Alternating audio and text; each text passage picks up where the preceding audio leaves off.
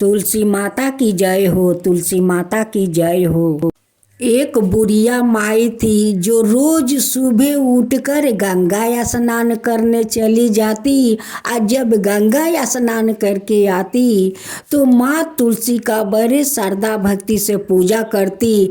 पूजा करने के बाद बुढ़िया माई थकी थकी लगती, वो जाकर सो जाती, खाना नहीं बनाती। ऐसे करते करते 2-3 दिन तक हो गया। एक दिन माँ तुलसी कहती है कि बुढ़िया माई सुबह उठकर गंगा स्नान करने चली जाती है, आकर माँ तुलसी का पूजा करती है। अगर बुढ़िया माई वो नहीं खाना खाएगी तो वो तो बीमार पड़ जाएगी, हम भी तो अपराधी बन जाएंगे कि बुढ़िया माई तुलसी के सेवा करती है, लेकिन तुलसी तो उस बुढ़िया माई को ख्याल नहीं रखती है। दूसरा दिन बुढ़िया माई सुबह उठकर चली जाती है गंगा स्नान करने। अब गंगा स्नान करके आती है, माँ तुलसी का पूजा करती है। अब पूजा करके वो घर में जाती है तो उसका बर्तन में देखती है कि बर्तन में तो खिचड़ी रखा है। बुढ़िया माई बहुत खुश हो जाती है कि लगता है आज मेरे पड़ोसिन को मुझ पर बहुत माया आ गया है, उसलिए मेरे बर्तन में आकर खिचड़ी रख गई है। बुढ़िया माई पड़ोसिन के घर जाती है और पड़ोसिन से कहती है कि मुनिया, आज तो तू बहुत धर्म के काम किया है रे। आज तूने खिचड़ी खियाकर मेरा मन को शांति किया है, मेरा भूख को मिटाया है। बुढ़िया माई अपना पड़ोसिन के बहुत सारा आशीर्वाद देने लगती है। जब फिर तीसरा दिन गंगा स्नान करने जाती है, फिर माँ तुलसी उनकी बर्तन में खिचड़ी रख देती है। जब बुढ़िया माई स्नान करके आती है, अब पूजा करके माँ तुलसी को घर में जाती है, देखती है कि फिर से बर्तन में खिचड़ी रखा है। फिर बुढ़िया माई खुश हो जाती है, खिचड़ी खाकर अपना पेट भर लेती है और उस पड़ोसिन के आशीर्वाद देती है। बुढ़िया माई का बात सुनकर पड़ोसिन तो बहुत ही चिंता में पड़ जाती है। वो मने मने सोचने लगती है कि मैं तो कभी बुढ़िया माई को घर में खिचड़ी नहीं रखा। अब बुढ़िया माई रोज आकर मुझे आशीर्वाद देती है कि मुनिया, तू आज खिचड़ी खिलाकर बहुत बड़ा धर्म कमाया है, तूने आज मेरा पेट भरा है, लेकिन मैं तो कभी उनकी घर में खिचड़ी तो रखता ही नहीं हूँ। पड़ोसिन कहती है कि बुढ़िया माई तो काले जाएगी फिर गंगा नहाने, मैं काले अपना घर के सारा काम धंधा छोड़कर आ जाकर छुप कर उनकी घर में बैठ जाऊंगी और देखूंगी कि कौन ऐसा आदमी है कि उनकी घर में आकर खिचड़ी बनाकर रख जाते हैं। बुढ़िया माई को इतना वो माया करते हैं कि रोज खिचड़ी बनाकर उनके घर में रख जाते हैं। आज तो मुझे देखना ही होगा कि वो कौन आदमी है। पड़ोसिन बुढ़िया माई का गंगा स्नान करने जाने से पहले उनकी घर में जाके चुपके से छुप जाती है। अब बुढ़िया माई तो गंगा स्नान करने चली जाती है। वो तुलसी पेड़ के वहाँ से माँ तुलसी प्रकट होती है और खिचड़ी लियाकर उनकी बर्तन में रख देती है। वैसे पड़ोसिन माँ तुलसी को देख लेती है और उनकी चरण पकड़ लेती है कि माँ तुलसी, आज तो आपको दर्शन कर लिया माँ, आपको दर्शन कर लिया।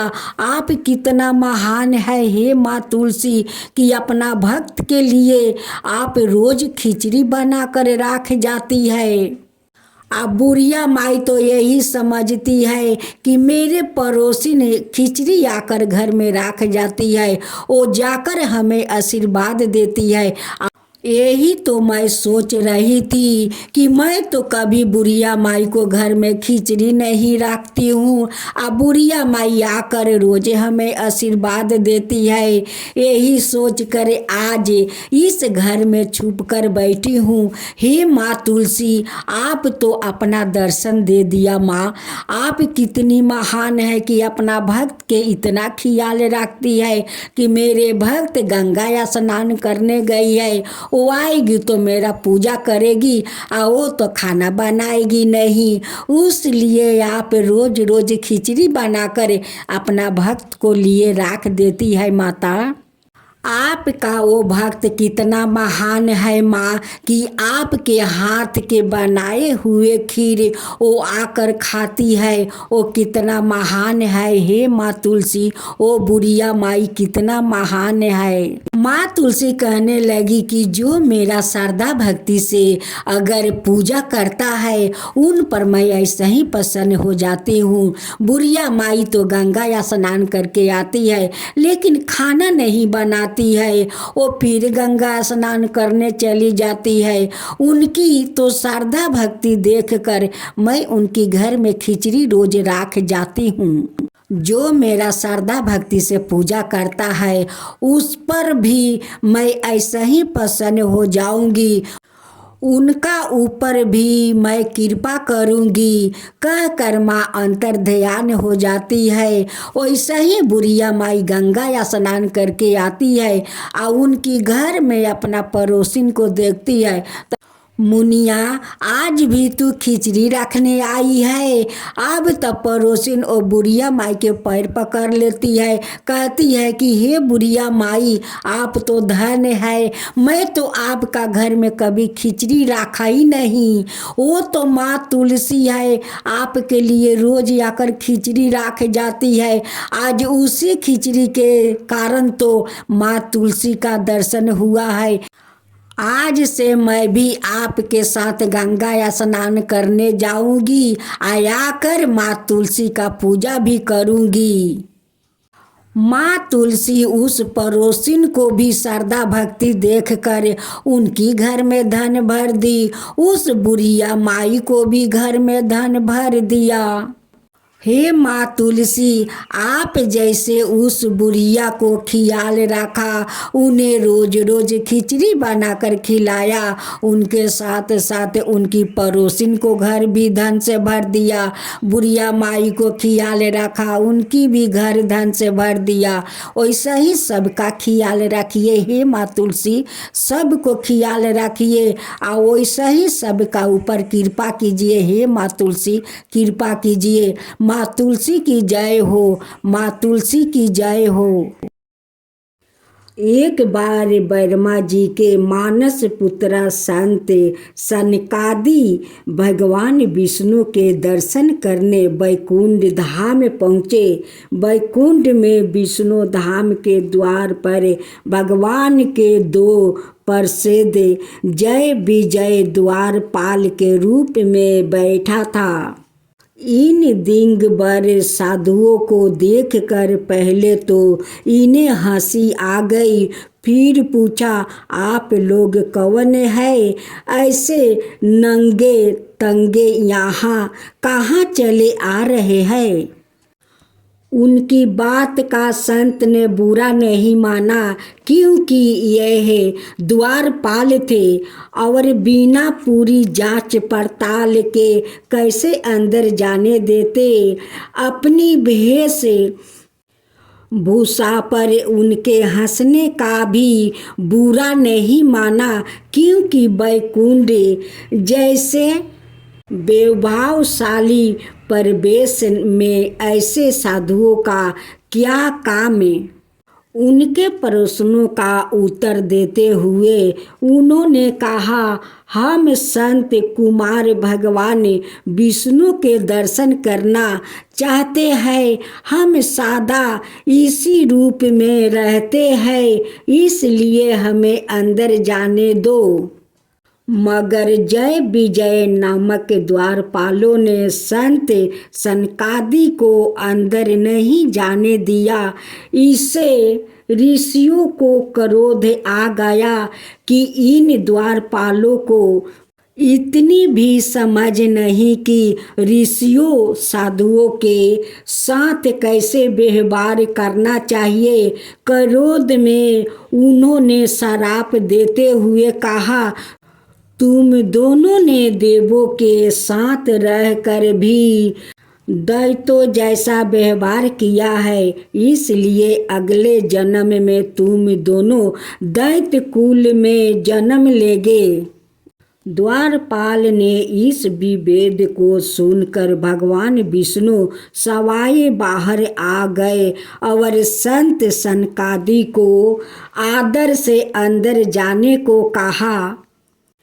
इधर जय विजय को दुखी देखे भगवान विष्णु ने कारण पूछा तो उन्होंने अपने श्राप की बात बताई। भगवान विष्णु ने कहा, उद्दंता का फल तो तुम्हें भोगना ही पड़ेगा। असुर कुल में तुम्हारा अगला जन्म अवश्य होगा। इतनी चिंता मत करो, तुम मेरे पार्षद हो, इसलिए इसका पुण्य भी मिलेगा। मेरे द्वारा ही तुम्हें दैत्य योनि से मुक्ति मिलेगी। कश्यप ऋषि की पत्नी दीति की गर्भ से हुआ। दीति दैत्य कुलों की माता थी, अतः उसके गर्भ से जन्म लेने वाले जय विजय का नाम इस जन्म में हरि हिरण्यक्ष और हिरण्यक शिपु हुआ। उन दोनों आज आप सुने दुर्वासा ऋषि की कथा। दुर्वासा अत्रि मुनि का एक पुत्र था, अत्यंत क्रोधित स्वभाव के था। उनके एक शिष्या का नाम विदुसेन था। विदुसेन की पत्नी का नाम हेमलता। एक दिन तुमने तो कहा था कि तुम्हें जोर का सिर का दर्द हो रहा है। ऐसी अवस्था में तुम कहाँ जा रही हो? मुझे गुरुदेव की सेवा करने जाना पड़ेगा। दुर्वासा ऋषि स्नान करने के लिए गए हुए थे। विदुसेन उनके यज्ञ की तैयारी करने के लिए गए हुए थे। विदुसेन उनके यज्ञ की तैयारी करने लगा। सर में दर्द होने के कारण वो अपनी आंखें बंद कर बांस की नली से अग्नि जलाने के लिए जोर से फूंक मारने लगा। स्नानोपरांत दुर्वासा यज्ञ करने के लिए बैठी। विदुसेन उन्हें देख नहीं पाया। जैसे ही उसने अग्नि को प्रज्वलित करने के लिए फूंक मारी, अरे चिंगारी से मेरी जांघ जल गई। क्रोधित दुर्वासा ऋषि ने शिष्यों को श्राप दे डाला। आहो, मुझसे बड़ी भारी भूल हो गई है। मुझे जलाने के अपराध में तू 1 करोड़ योग तक नरक की अग्नि में जलता रहेगा। विदुसेन ने विनम्रता पूर्वक दुर्वासा को अपनी व्यवस्था के बारे में बताया और उनसे क्षमा याचना की, परंतु दुर्वासा के क्रोध शांत नहीं हुआ। विदुसेन बड़े दुखी मन से अपनी कुटिया में लौट आया। नाथ, आप रो क्यों रहे हैं? क्या हुआ? विदुसेन ने गुरु के आश्रम पर जो घटना घटी थी उसका वर्णन किया। चलो एक बार गुरुदेव से बात करके तो देखे। पति पत्नी दुर्वासा ऋषि के पास गए। हेमलता ने उन्हें प्रणाम करके उनसे प्रार्थना की, आप तो हमारे माता पिता से भी बढ़ के हैं। कृपा करके मेरे पति द्वारा अनजाने में की गई भूल को क्षमा कर दीजिए। परंतु दुर्वासा पर इस करुणा प्रार्थना का भी कोई असर नहीं हुआ। कहा तो ऋषि के जांघ पर वो छोटा सा घाव और कहाँ इतना भयंकर श्राप। इस घोर अन्याय का स्मरण करके हेमलता आगा बबूला हो गई। हे अग्निदेव, आदि मैं एक पतिव्रता नारी हूँ तो आप परंतु शीतल हो जाए। अग्निदेव इस पतिव्रता की प्रार्थना तत्क्षण स्वीकार कर लिया। इसके परिणाम स्वरूप समस्त पृथ्वी में प्रज्वलित अग्नि, चाहे वो घर के चूल्हे की हो अथवा अग्नि, शीतल हो गई। यहाँ तक कि भगवान शिव का तेजस्वी फरसा भी ठंड पड़ गया। तब ब्रह्मा, विष्णु और महेश दुर्वासा के समक्ष प्रकट हो गए। दुर्वासा ने शिव जी से कहा, भगवान, आपके नेत्र और आहूद निष्ठ तेज क्यों देख रहा है? विदुसेन ने मुझे अपने गुरु को पीड़ा दिया है, इसलिए मैंने उसे श्राप दिया है। उसने भूल तो की है, पर उसके लिए कोई प्रायश्चित भी तो हो सकता है। यह सब सती हेमलता के श्राप का प्रभाव है। अग्नि शांत हो गई है और यह सब तुम्हारे श्राप के कारण हुआ है।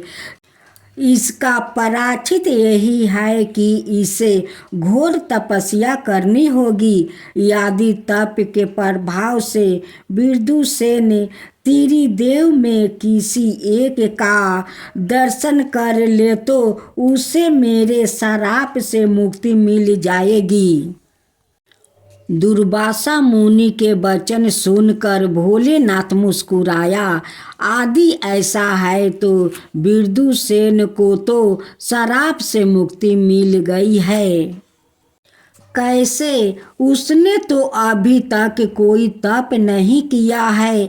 भगवान शिव ने कहा, बिना तप करे ही विदुसेन को त्रिदेव के दर्शन हो गया है। हेमलता, अग्निदेव को पूर्ण तेजस्वी बना दो। भगवान गुरुदेव भी कृपया यह कह दे कि मेरे पति निष्पाप है। हेमलता, तुम्हारे पति ने कोई पाप नहीं किया है। कृपया अब जगत के संताप को दूर करो। हेमलता ने फिर अग्निदेव से प्रार्थना की, जिसके फल स्वरूप वो समस्त प्राणियों को पुण्य, प्रकाश और ताप प्रदान करने लगे। हे भगवान, आपको मैं कोटि कोटि प्रणाम करता हूँ। आज आप सुने संकष्टी चतुर्थी व्रत कथा। एक समय की बात है कि विष्णु भगवान का विवाह लक्ष्मी जी के साथ निश्चित हो गया। विवाह की तैयारी होने लगी। सभी देवताओं को निमंत्रण भेजा गया, परंतु गणेश जी को निमंत्रण नहीं दिया। कारण जो भी रहा हो, अब भगवान विष्णु की बारात जाने का समय आ गया है। सभी देवताओं अपनी पत्नियों के साथ विवाह समारोह में आए। उन सब ने देखा कि गणेश जी कहीं दिखाई नहीं दे रहे हैं। तब वो आपस में चर्चा करने लगे कि क्या गणेश जी को न्योता नहीं गया है या सवाए गणेश जी ही नहीं आए हैं। सभी को इस बात पर आश्चर्य होने लगा। तभी सबने विचार किया कि विष्णु भगवान से ही इसका कारण पूछा जाए। विष्णु भगवान से पूछने पर उन्होंने कहा कि हमने गणेश जी के पिता भोलेनाथ महादेव को न्योता भेजा है। यदि गणेश जी अपने पिता के साथ आना चाहते तो आ जाते। अलग से न्योता देने की कोई आवश्यकता भी नहीं है। दूसरी बात यह है कि उनको 1.25 मन मूंग, 1.25 मन चावल, 1.25 मन घी और 1.25 मन लड्डू का भोजन दिन भर में चाहिए। यदि गणेश जी नहीं आएंगे तो कोई बात नहीं, दूसरे का घर जाकर इतना सारा खाना पीना अच्छा भी नहीं लगता। इतनी वार्ता कर ही रहे थे कि किसी एक ने सुझाव दिया, यदि गणेश जी आ भी जाए तो उनको द्वारपाल बनाकर बैठा देंगे कि आप घर की याद रखना, आप तो चूहे पर बैठकर धीरे धीरे चलेंगे तो बारात से बहुत पीछे रह जाओगे। यह सुझाव भी सबको पसंद आ गया तो विष्णु भगवान ने भी अपनी सहमति दे दिया। होना क्या था कि इतने में गणेश जी वहां आ पहुँचे और उन्होंने समझा बुझा कर कि रखवाली करने बैठा दिया, बारात चल दिया। तब नारद जी ने देखा कि गणेश जी तो दरवाजे पर ही बैठे हुए हैं, तो वो गणेश जी के पास गए और रुकने का कारण पूछा। गणेश जी कहने लगे कि विष्णु भगवान ने मेरे बहुत अपमान किया है। नारद जी ने कहा कि आप अपनी मूषक सेना को आगे भेज दे तो वह रास्ते खोद देगी, जिससे उनका वाहन धरती में धंस जाएंगे। तब आपको सम्मान पूर्वक बुलाना पड़ेगा। अब तो गणेश जी ने अपनी मूषक सेना जल्दी से आगे भेज दिया और सेना ने जमीन पोली कर दिया। जब बारात वहाँ से निकली तो रथों के पहिया धरती में धंस गया। लाख कोशिश करे परंतु पहिया नहीं निकले। सभी ने अपने अपने उपाय किया परंतु पहिया तो नहीं निकले। बलिक जगह जगह से टूट गया। किसी की समझ में नहीं आ रहा था कि अब क्या किया जाए। तो नारद जी ने कहा, आप लोग ने गणेश जी का अपमान करके अच्छा नहीं किया।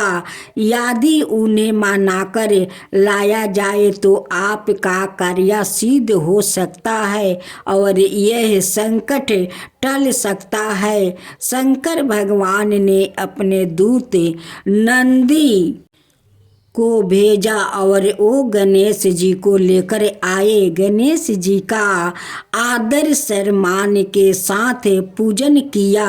तब कहीं रथ के पहिया निकले।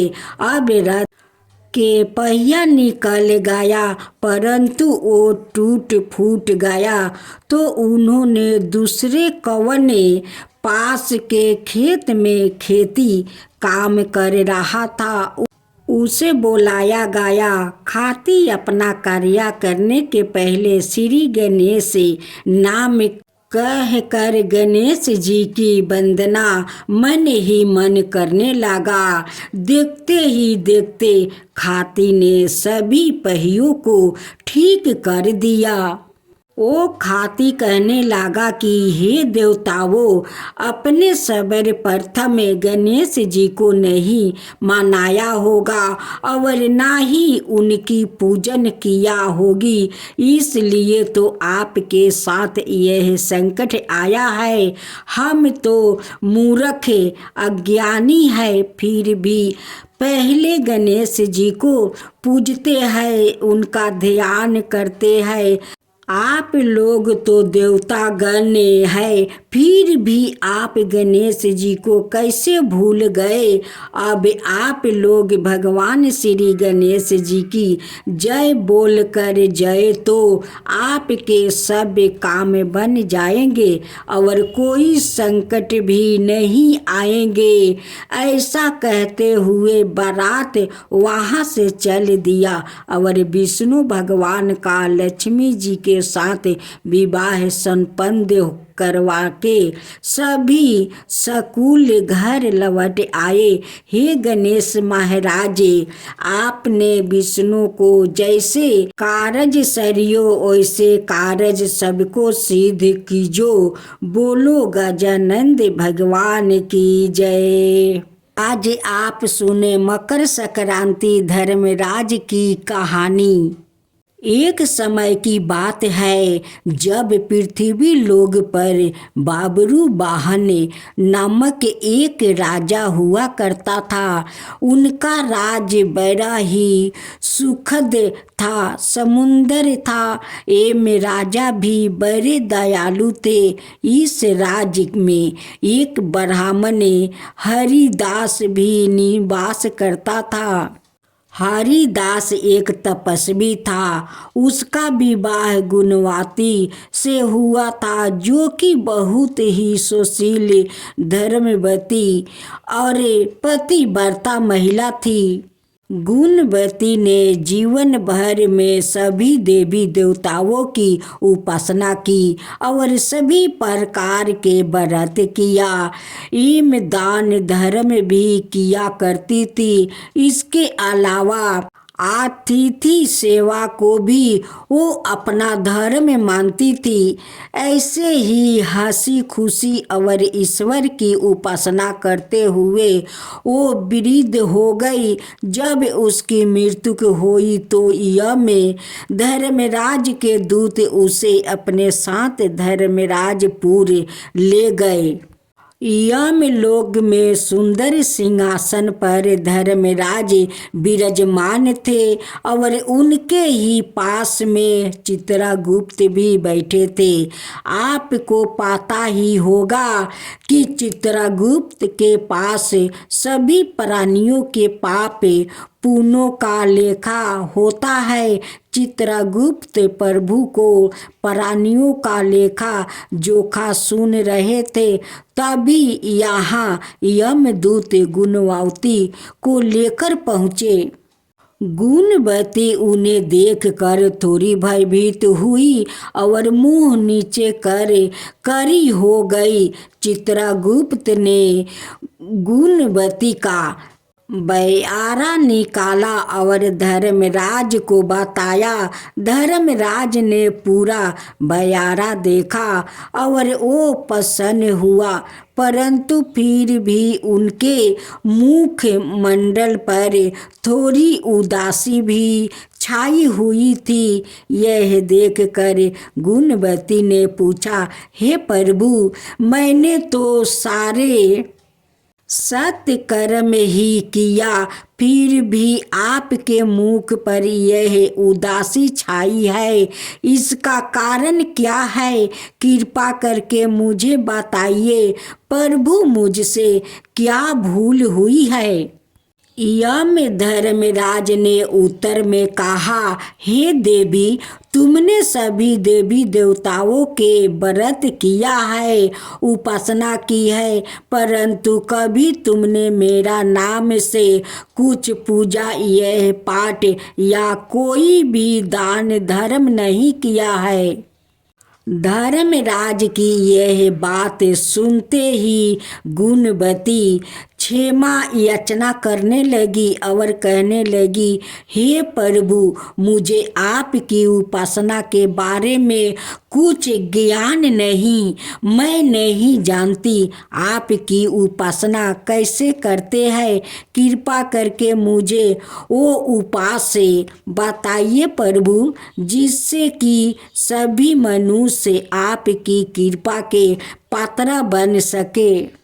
यह सुनकर गुणवती ने धर्मराज जी से क्षमा याचना की और कहा कि मैं आपकी उपासना नहीं जानती थी, कृपा करके वो उपाय बताइए जिससे सभी मनुष्य आपकी कृपा के पात्र बन सके। मैं आपके मुख से आपकी भांति का मार्ग सुनना चाहती हूँ और मेरी यह इच्छा है कि मृत्युक लोक के धरती पर वापस जाकर आपकी भक्ति करूं और सभी लोग को भी इसके बारे में बताऊं।